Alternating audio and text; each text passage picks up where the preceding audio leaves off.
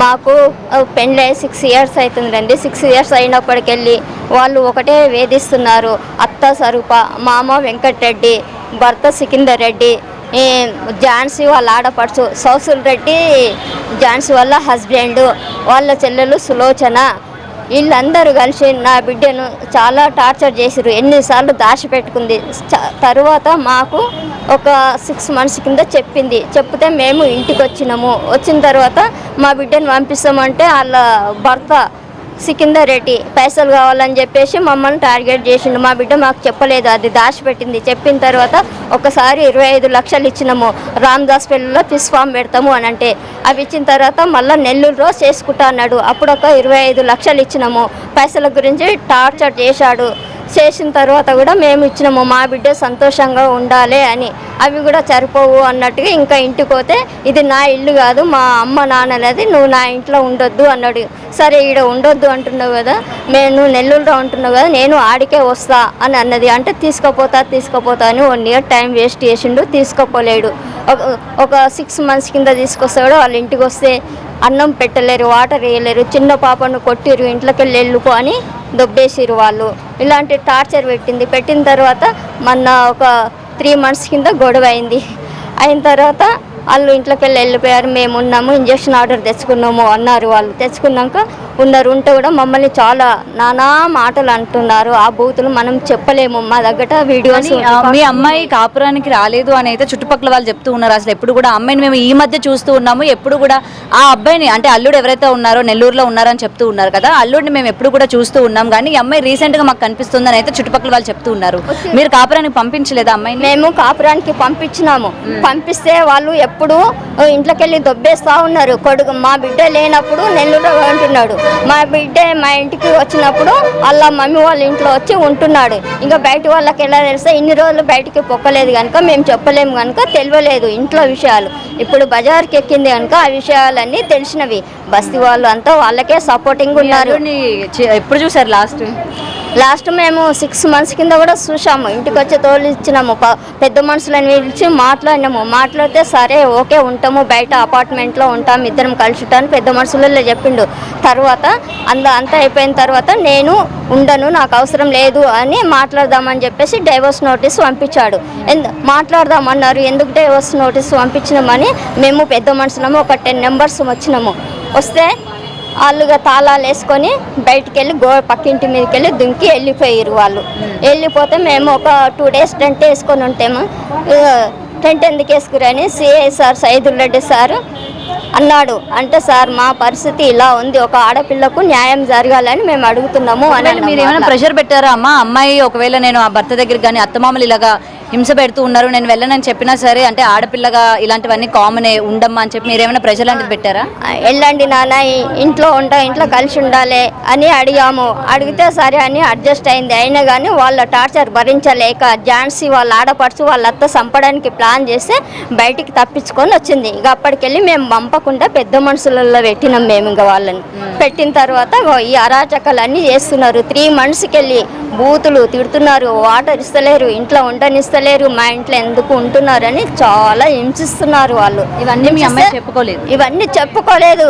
మొన్న అన్ని తెలిసేసరికి ఆమెకు పోలీసులకు పాపను దగ్గరికి రానియలేదు, ఆ పాపతో ఉండనివ్వలేదు.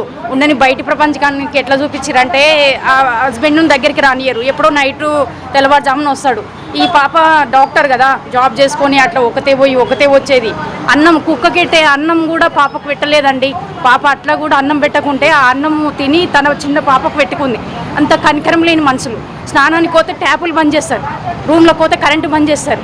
ఈ విధంగా పెడితే ఏ పాప అయినా భరిస్తుందండి? అప్పటికి భరించిందండి, ఇప్పటికి కూడా ఉండలేదు అంటే మీరు ఇంట్లో ఇంత టార్చర్ పెడితే ఎట్లా ఉంటుంది ఆ పాప డాక్టర్ ఎంత ప్రెజర్ ఉంటుంది?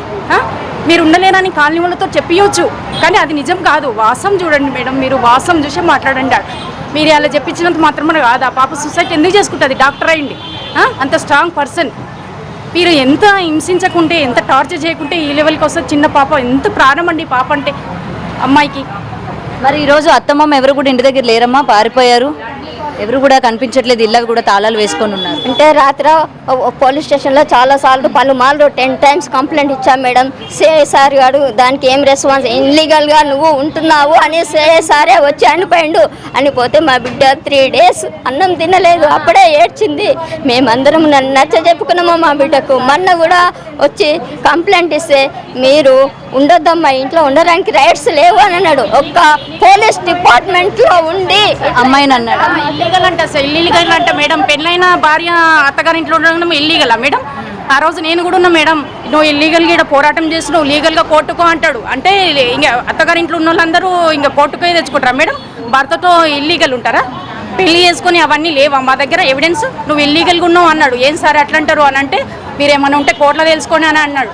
ఇప్పటికి కూడా మేడం రెస్పాన్స్ లేదు. అసలు మొత్తం ఏమి ఇచ్చిరో ఏం తిన్నారో మేడం. ఒక ఆడపిల్ల జీవితం ఆవేదన వాళ్ళకు ఉండదు.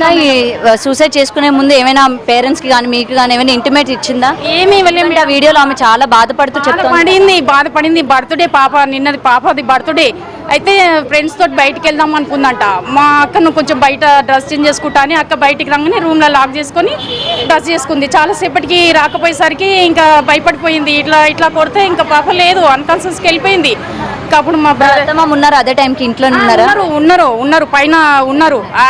పాపను ఎప్పటికప్పుడు చేస్తూనే ఉన్నారు. కరెంట్ ఇవ్వకుండా నీళ్ళు ఇవ్వకుండా టార్చర్ చేస్తున్నారు. చిన్న పిల్లను టార్చర్ చేస్తురండి. ఆ పాపను ఎంత చిన్న పాప అండి, మన్మరాలు. కాలనీ ఒక పెద్ద ఆయన వచ్చి మాట్లాడి, చిన్న పాప కదా, మన్మరాలే కదా, కొంచెం చూడొచ్చు కదా అంటే, మాకు ఏం సంబంధం, కన్నోడిని అడుగురా అంటాడు. కన్నోడోడు ఆయన కొడుకే కదా, నీ కొడుకుకు నువ్వు చెప్పుకోలేవా? కన్నోడోడు దాచిపెట్టి ఇలా మాట్లాడుతున్నావు నువ్వు అన్నీ. ఆడపిల్ల బాధ మీరు కాలనీ వాళ్ళతో చెప్పియొచ్చు, వాసన చూడాలి మేడం. ఎందుకంటే ఆ పాప ఎంత అంటే నా బిడ్డ అని నేను చెప్పను మేడం. చాలా మంచి వ్యక్తి మేడం, పర్సన్. అసలు ఒక డాక్టర్ వృత్తి చేస్తే ఆమె రాసుకుంటుందా మేడం? ఎంత స్మూత్. ఈ పోలీసులు కూడా సహకరించలేదు మేడం. ఎప్పటికప్పుడు వాళ్ళు తిన్నారు, వాళ్ళ మాటనే మాట్లాడుతారు. ఇప్పటికి కూడా మేడం మాది రెస్పాన్స్ లేదు. రాత్రి పోతే కూడా కేసులు పెడతా అంటుండు మేడం. సిఐ సార్ కేసులు పెట్టాను, వీడియో తీస్తుండు మేడం. నన్ను వీడియో తీయరు అంటుండు. కేసులు పెట్టి ఏం చేస్తారు మేడం? ఎంతమందిని ముప్పిస్తారు? మేమేమన్నా ఆగుతామా?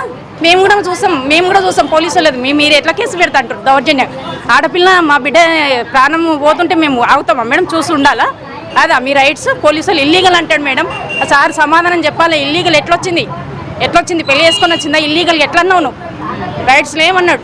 రైట్స్ ఎలా ఉన్నాయి మేడం? మీరే చెప్పాలి మేడం. పోలీసు ఆ స్థానంలో ఉండి ఆయన అనాల్సిన మాటలు ఇల్లీగల్ అన్నాడు మేడం. ఆ రోజు అన్నాడు, రాత్రి అంటుండు కదా, మళ్ళీ మీడియా వచ్చేసరికి అంటుండు నేను ఇల్లీగల్ అనలేదు, లీగల్గా పోరాడుండ్రే అని అంటున్నాడు. ఎట్లా మేడం మీరు ఇన్ని మాటలు, డబ్బు తిని ఇన్ని మాటలు మాట్లాడితే పోలీసులే ఉండి ఒక మామూలు మనిషికి డిపార్ట్మెంట్, మా బావగారు పోలీస్ డిపార్ట్మెంటే మేడం. ఇప్పుడు రైతు వాళ్ళ డాడీ డిపార్ట్మెంట్ ఉన్న ఆయన బిడ్డకే సెక్యూరిటీ లేదు. ఇలా నువ్వు కామన్ మన్ వాళ్ళకి ఏం చేసావు నువ్వు? నిన్న వేరే వాళ్ళు కూడా అంటారు, ఈ సిఐ సారు మొత్తం డబ్బులు తిని ఇట్లా మాట్లాడతారని వేరే వాళ్ళు కూడా. ఇలా కాలనీ వాళ్ళతో చెప్పించారు మేడం. మా పాప కాపురానికి వెళ్ళలేదని కాదు, వెళ్ళింది పాప. ఆమె చదువు కోసము అక్కడ ఇక్కడ ఉండాల్సి వచ్చింది. మహారాష్ట్రలో అక్కడ ఇక్కడ ఉండాల్సి చదువు అయిపోయిన తర్వాత ఈ మధ్యన 1-2 years హైదరాబాద్ వచ్చింది. వచ్చాక కూడా పంపించినాం పెద్ద మనుషులతో మాట్లాడి. పంపిస్తే నీళ్ళు ఇయ్యక, కరెంట్ ఇయ్యక, తిండి పెట్టక ఆ పాపను హస్బెండ్ అయినోడు తీసుకురావడం మేడం. హాస్పిటల్కి వెళ్ళి నువ్వే రావాలి, నువ్వే పోవాలి, లేకపోతే జాబ్ బంద్ చేయి. ఇప్పుడు కనీసం అమ్మాయిని చూడడానికి ఎవరు కూడా రాలా, హస్బెండ్ కానీ మేడం ఎవ్వరూ రాలేదు. ఇంకా రాత్రి ఇంకా మేము పాపను ఇట్లా పోతే ఇంటికి పోతే మా మీద గలీజ్ మాటలు తిట్టి మమ్మల్ని కొట్టడానికి వస్తారు మేడం. కాలనీ వాళ్ళకి సపోర్ట్ చేసి. ఇంత దౌర్జన్యం మేడం, ఇట్లా ఎవరికి ఉండదు మేడం. ఏ పరిస్థితి ఎలా ఉందండి? క్రిటికలే మేడం, ఇంకేం చెప్పలేకపోతారు మేడం. ఇంకా 24 hours అబ్జర్వేషన్లు ఉంచాలంటూ. పాప ఎలా ఉంది? చిన్న పాప ఎలా ఉంది? చిన్న పాపను ఇంకా పాప మమ్మీ అని అడుగుతుంది. మా ఇంట్లోనే మా చెల్లె వాళ్ళ ఇంట్లో పెట్టచ్చు. పాపకు తెలియదు కదా మేడం, ఏడుస్తూ ఉంది మమ్మీ కావాలి అని. ఇంకా ఎవరికి మేడం ఇంత బాధ ఎవరికి ఉండొద్దు మేడం. ఏ ఆడపిల్ల తల్లిదండ్రులకు రావద్దు. మెయిన్ ఆ సిఐ సార్ మాత్రం వదిలొద్దు మేడం. మీరు ఆ సార్ చేయబట్టుకునే ఇంత దూరం వచ్చింది పరిస్థితి. ఏ ఆడపిల్లలకి ఇంత పరిస్థితి రావద్దు మేడం. అయితేనే ఉన్నాయి మేడం. ఈరోజు జరుగుతుంది కామన్ అనుకుంటారు. ఎవరైనా వదిలొద్దు మేడం, చాలా స్ట్రాంగ్గా తీసుకోవాలి. ఆ పాప కాపురానికి రాలేదని ఎవరికి తెలుసు మేడం? ఎవరు చూసిర్రు? కాలనీ వాళ్ళతో చెప్పిస్తే సరిపోతుందా మేడం? పాప రాలేదని ఎవరు చూసిర్రు? మీరు లోపల చేసే టార్చర్ ఎవరు చూసిర్రు? మీరు ఇంట్లో కరెంటు వాటర్ ఏమి ఇవ్వకుంటే పిల్ల అల్లాడిపోతుంది. డాక్టర్ బయట నుంచి బుక్ చేసుకోవచ్చు, అట్లా కూడా దేనియరు మేడం. ఇంటికి అట్లా కూడా దేనియరు. ఇదంతా ఎవరు చూసిర్రు మేడం? మేము చూసినాం దగ్గరికి వెళ్ళి. ఇదంతా కూడా కాలనీ వాళ్ళ చేత చెప్పించారు. చెప్పించాను మేడం, చెప్పించారు. ఒక 4 నేను ఫామ్ చేసుకురు. మా అక్కను కూడా కొట్టిరు మేడం చాలాసార్లు. అటాక్ చేసిరు. ఆమె కూడా అప్పుడు హాస్పిటల్లో జాయిన్ అయింది మేడం. ఏ ఆడపిల్లకి ఇట్లాంటి పరిస్థితి రానియకుండా మేడం, ప్లీజ్ దయచేసి రిక్వెస్ట్ చేయండి మేడం మీరు. నేను సార్ మాత్రం డబ్బులు తిని చాలా చేసిండు మేడం. అసలు సైద్ రెడ్డో ఏమో ఆయన చాలా. నేను ఆ రోజున్న మేడం, నా చిన్న పాపకు అన్నం తినిపించుకుంటా, మా బిడ్డకు తోడుగున్నా. ఇల్లీగల్ నీ కూతురు అంటుండు. ఎట్లా ఇల్లీగల్ అయింది సార్ అని అడిగా. ఏమన్నా అంటే కేసు పెడతా అంటాడు. ఎంత పెడతాను మేడం? రైట్ సైడ్ ఉన్నది కేసు పెడతావా నువ్వు? మామూలు కామన్ మీద